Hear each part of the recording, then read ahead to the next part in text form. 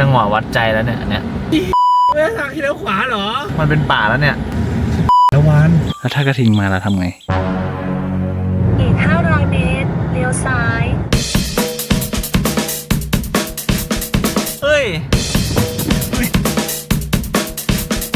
อันนี้ไปไหนเนี่ยโอ้ดี ไม่ใช่แล้วพี่ไปไม่น่าได้ปะ ทำยังไงต่อ ช่วงเวลากดดันมาก